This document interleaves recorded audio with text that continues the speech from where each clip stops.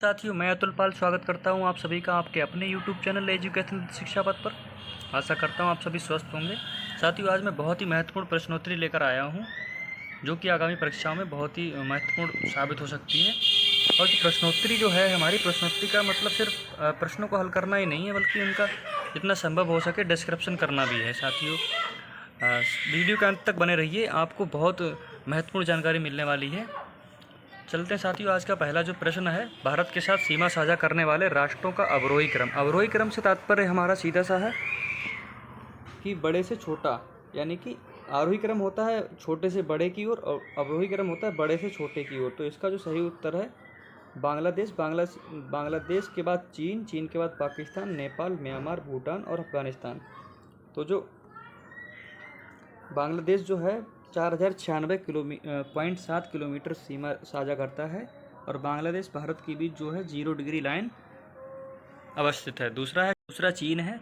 चीन जो कि भारत के साथ मैकमोहन सीमा के साथ अलग होता है और चीन भारत के साथ 3488 किलोमीटर सीमा साझा करता है। 3488। और तीसरा है पाकिस्तान। पाकिस्तान जो कि भारत के साथ रेड क्लिफ से अलग होता है और भारत के साथ 3323 किलोमीटर सीमा साझा करता है। चौथा है नेपाल। नेपाल जो कि भारत के साथ 1751 किलोमीटर सीमा साझा करता है और म्यांमार 1643, भूटान 699 और अफगानिस्तान जो कि डूरंड रेखा 101 किलोमीटर साझा करता है। यहाँ पे ज्ञात रहे साथियों, नेपाल, भूटान और जो म्यांमार है ये प्राकृतिक सीमा साझा करते हैं। यहाँ पे कोई भी सीमा का नाम नहीं दिया गया है। चलते हैं, एक बार मैप पे नज़र डालते हैं। जो चीन के साथ हमारे राष्ट्र लगे हुए हैं, जो राज्य हैं, उसमें पहला है लद्दाख। जैसा कि आप देख पा रहे हैं, लद्दाख के बाद हिमाचल प्रदेश, उत्तराखंड और यहाँ पे पूरा नेपाल आ गया। तो नेपाल से कोई मतलब नहीं, यहाँ पे सिक्किम हो गया, सिक्किम पर अरुणाचल प्रदेश। ये चीन के साथ सीमा साझा करते हैं। दूसरा है बांग्लादेश। पहले पाकिस्तान की बात करते हैं, तो पाकिस्तान से जो सीमा साझा करते हैं वहाँ पे हमारा एक जम्मू कश्मीर है, दूसरा लद्दाख है और तीसरा ये पंजाब हो गया, पंजाब की राजधानी चंडीगढ़, और ये चौथा राजस्थान हो गया। और कुछ जगह पर जो गुजरात है वो भी सीमा साझा करता है पाकिस्तान के साथ। तीसरा चलते हैं बांग्लादेश की तरफ। बांग्लादेश में जो सीमा साझा करता है उसमें पहला है पश्चिम बंगाल और यहाँ पे ये हो गया पश्चिम बंगाल, ये यहाँ तक पूरी सीमा साझा करता है। इसके बाद ये असम यहाँ से सीमा साझा करता है और ये हो गया मेघालय। इसके बाद ये त्रिपुरा के बाद ये मिजोरम यहाँ से सीमा साझा करता है। तो ये आपके बांग्लादेश से लगे हुए राज्य हो गए। और अगला है पाकिस्तान, बांग्लादेश के बाद भूटान। तो भूटान की बात करें तो भूटान आपका ये सिक्किम, और सिक्किम के साथ पश्चिम बंगाल और अरुणाचल प्रदेश और असम से सीमा साझा कर रहा है। इसी के साथ नेपाल की बात करें तो नेपाल जो है यहाँ पे आपका हो गया सिक्किम। नेपाल यहाँ सिक्किम से भी सीमा साझा कर रहा है और पश्चिम बंगाल से भी सीमा साझा कर रहा है, बिहार से भी कर रहा है, उत्तर प्रदेश से भी कर रहा है, उत्तराखंड से कर रहा है। साथ ही याद रहे, नेपाल सबसे लंबी जो सीमा साझा करता है वो बिहार के साथ साझा करता है। अगली चलते हैं म्यांमार की तरफ। तो म्यांमार से जो सीमा साझा करते हैं उसमें से पहला है आपका ये अरुणाचल प्रदेश, यहाँ से यहाँ तक। फिर ये नागालैंड के बाद मणिपुर के बाद मिजोरम। ये चारों राज्य जो हैं म्यांमार के साथ सीमा साझा करते हैं। और एक और था अफगानिस्तान जो कि डूरंड रेखा के साथ, जो अफगानिस्तान POK में अवस्थित, यहाँ पे ये थोड़ा सा जो टच कर रहा है, अभी आपको दिखाने का प्रयास करूँगा।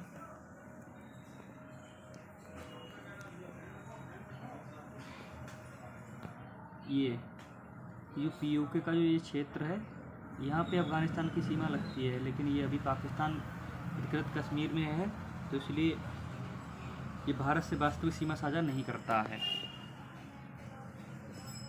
तो चलते हैं साथियों आज के अगले प्रश्न की ओर। CAPF के संबंध में, CAPF के अंतर्गत शामिल नहीं किया गया। तो CAPF की सबसे पहले फुल फॉर्म जान लेते हैं। सेंट्रल आर्म्ड पुलिस फोर्स, जो कि गृह मंत्रालय के अंतर्गत कार्य करता है। और CAPF में जो यहाँ पे दिए गए हैं, SSB भी शामिल है, CISF भी शामिल है, ITBP भी शामिल है। तो इसका जो RPF है, ये रेलवे प्रोटेक्शन फोर्स जो कि इसमें शामिल नहीं है। इसकी स्थापना, RPF की बात करें तो इसकी स्थापना 1959 में की गई थी और जो कि भारतीय रेल मंत्रालय के अंतर्गत कार्य करता है। चलते हैं अगले प्रश्न की ओर। अगला प्रश्न है सबसे प्राचीन सैन्य बल कौन सा है। तो सबसे प्राचीन जो सैन्य बल है वो है आपका असम राइफल्स। असम राइफल जो आज़ादी से पहले ही इसकी स्थापना की जा चुकी है। 1835 में जो असम में जो चाय के बागान हुआ करते थे उनकी सुरक्षा के लिए इसकी स्थापना की गई थी और इसके जो सैनिक हुआ करते थे उन्हें कछार लेवी या जो असम राइफल्स है इसे कछार लेवी के नाम से जाना जाता है। और 1917 में इसे जो आज का नाम वर्तमान नाम है असम राइफल्स वो दिया गया था। इसका जो मुख्यालय है वो आपका शिलांग में है। इसका मुख्यालय शिलांग में है। चलते साथियों जो सुरक्षा बलों से महत्वपूर्ण तथ्य हैं उनके बारे में जानकारी हासिल करते हैं। असम राइफल पहला है AR असम राइफल, जिसके बारे में हमने जानकारी चर्चा कर ली है। अगला है CRPF। CRPF की स्थापना 1939 में की गई थी, जिसका हेडक्वार्टर नई दिल्ली में है। पहले इसे क्राउन रिप्रेजेंटेटिव पुलिस के नाम से जाना जाता था। स्वतंत्रता पश्चात 28 दिसंबर 1949 को इसका नाम CRPF रखा गया। इसके अंतर्गत जो दो समूह हैं इसके दो समूहों में विभाजित किया गया है। पहला RAF, दूसरा कोबरा। RAF का मतलब होता है रैपिड एक्शन फोर्स। जब हिंसक भीड़ हो जाए, यानी कि भीड़ जब हिंसक रूप धारण कर ले या दंगे भड़क जाएं, तो उस स्थिति में उन पर नियंत्रण पाने के लिए RAF कार्य करता है। इसकी स्थापना 11 दिसंबर 1991 को की गई थी। जब 1991 के दौर में 90 के दौर में राम मंदिर और रिजर्वेशन जैसे मुद्दे उस पर भीड़ उग्र रूप धारण कर रही थी, उसको ध्यान में रखते हुए इसकी स्थापना की गई थी। दूसरा है cobra, commando battalion for resolute action. ये जो कोबरा होता है इसकी स्थापना 2008 में की गई थी। इसका भी हेडक्वार्टर नई दिल्ली में है।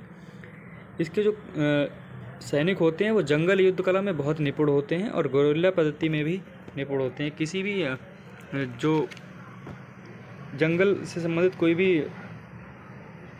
खुफिया अभियान होते हैं उनको ये बखूबी निभाने में सक्षम होते हैं।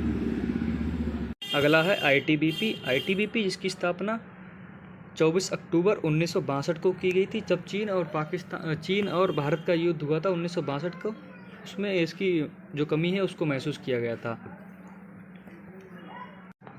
और ITBP का वर्तमान समय में जो मुख्य कार्य है वो इंडो तिब्बतियन बॉर्डर पुलिस, यानी कि जो चीन से लगी हुई हमारी सीमा है उसकी सुरक्षा की जिम्मेदारी ITBP के अंतर्गत है। और अगला है BSF की स्थापना पाकिस्तान के साथ जब युद्ध हुआ था हमारा 1965 को, उसको ध्यान में रखते हुए की गई थी।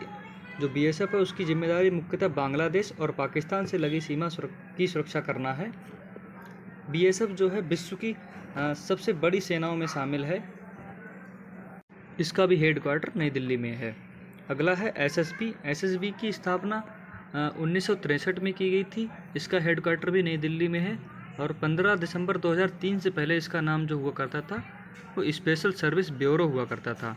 वर्तमान समय में इसका नाम या 2003 में इसका नाम बदलकर SSB यानी कि सशस्त्र सीमा बल रख दिया गया था। जो SSB है इसके अंतर्गत जो सीमा सुरक्षा की जिम्मेदारी है वो नेपाल और भूटान, यानी कि नेपाल और भूटान से सटी सीमा की सुरक्षा करने की जिम्मेदारी SSB के पास है। अगला जो है हमारा CISF की स्थापना 1969 में की गई थी। इसकी फुल फॉर्म होती है सेंट्रल इंडस्ट्रियल सिक्योरिटी फोर्स। यहाँ पे इंडस्ट्रियल शब्द से ही क्लियर हो रहा है कि जितनी भी हमारे जो सार्वजनिक क्षेत्र की इंडस्ट्री है उनकी सुरक्षा करने की जिम्मेदारी इसकी होती है। जैसे सैनिक साजो सामान का जहाँ निर्माण होता है या जो कोल माइंस हो गई या नोट की छपाई, DRDO इत्यादि की जो सुरक्षा की जिम्मेदारी है वो CISF के अंतर्गत होती है। अगला है NSG जिसका गठन 1986 में किया गया था। 1984 में तत्कालीन प्रधानमंत्री इंदिरा गांधी जी की हत्या और साथ ही खालिस्तान समर्थकों द्वारा खालिस्तान की मांग की जा रही थी, तो इसको ध्यान में रखते हुए इसकी स्थापना की गई थी। NSG का मुख्य कार्य जो होता है जो टेररिज्म है उस पर काउंटर अटैक करना। इन्हीं को जो ब्लैक कैट्स नाम से हम जानते हैं, ब्लैक कमांडो, वो NSG को ही जानते हैं। अगला RPF की स्थापना 1959 में की गई है और इसकी विस्तृत चर्चा हम पहले भी कर चुके हैं, जो कि रेल मंत्रालय के अंतर्गत कार्य करता है। चलते हैं अगले प्रश्न की ओर। अगला प्रश्न है हमारा, बांग्लादेश के साथ निम्न में से कौन सा राज्य सीमा साझा नहीं करता है। तो साथियों हमने जैसा कि पहले प्रश्न में ही देखा, तो बांग्लादेश के साथ जो है हमारा सिक्किम ये सीमा साझा नहीं करता है। बाकी मिजोरम, असम और त्रिपुरा सीमा साझा करते हैं। चलते हैं अगले प्रश्न की ओर। अगला प्रश्न सही मिलान से है। एक तरफ समुद्री जो सुरक्षा बल हैं उनको दिया गया है, और अगली तरफ उनका जो सीमा क्षेत्र है या किस सीमा क्षेत्र तक वो अपनी सुरक्षा देते हैं वो दिया गया है। तो सबसे पहला है समुद्री पुलिस, तटरक्षक बल, और तीसरा भारतीय नौसेना। तो समुद्री जो पुलिस है इसका मुख्यतः जो सीमा सुरक्षा होती है तो वही 12 नॉटिकल मील तक ये सुरक्षा के लिए जिम्मेदार होती है। अगला तटरक्षक बल जो कि 200 नॉटिकल मील तक सीमा की सुरक्षा की जिम्मेदारी इसके अंतर्गत होती है। अगला है भारतीय नौसेना, अंतर्राष्ट्रीय सीमा जो 200 नॉटिकल से जो एरिया है उसके बाहर जो क्षेत्र होता है वहाँ पे जो तैनात होते हैं भारतीय नौसैनिक तैनात होते हैं। तो इसका जो सही उत्तर है वो है पहले का खा, दूसरे का का और तीसरे का गा। पहले का खा, दूसरे का और तीसरे का गा। तो इसका जो सही उत्तर हो गया ऑप्शन सी। ये किसी भी देश, जैसे ये मान लो भारत की सीमा है, और ये भारत की सीमा में ये समुद्र, ये कटापटा तटवर्ती क्षेत्र हो गया। ये 0 नॉटिकल मील ये बेस या आधार रेखा बोली जाती है। यहाँ से 12 नॉटिकल मील की जो रेखा होती है इसी को प्रादेशिक सीमा बोलते हैं। यहाँ पे किसी जो भी संबंधित राष्ट्र होता है, ये तटवर्ती राष्ट्र, इसका संप्रभु क्षेत्र कहलाता है। और ये 24 नॉटिकल मील तक की एरिया होती है। यहाँ पे वो संप्रभु राष्ट्र समस्त प्रकार की आर्थिक गतिविधियाँ कर सकता है। यहाँ पे कर या कस्टम शुल्क भी लगा सकता है। इसी के साथ किसी अन्य देश के द्वारा इस क्षेत्र का उल्लंघन करने पर वहाँ पे दंडित करने का अधिकार भी सीमावर्ती राष्ट्र का होता है। अगला है 200 नॉटिकल मील तक की ये जो दूरी होती है इस क्षेत्र में वो देश संसाधनों का जो है विदोहन कर सकता है, और खनिज, ईंधन, ऊर्जा, मत्स्य या खाद्यान्न संबंधी जितनी भी आवश्यकताएं हैं इसकी पूर्ति की जा सकती है। वैज्ञानिक अनुसंधान या कोई भी द्वीप का निर्माण भी किया जा सकता है। इस 200 नॉटिकल जो मील का क्षेत्र होता है इस क्षेत्र में कुछ विदेशी जो राष्ट्रों को अधिकार प्राप्त होते हैं उनमें से जैसे जलयान आवागमन का अधिकार यहाँ होता है, और जो ऑप्टिकल फाइबर केबल समुद्री मार्गों में बिछाए जाते हैं वो बिछाने का अधिकार यहाँ पे होता है।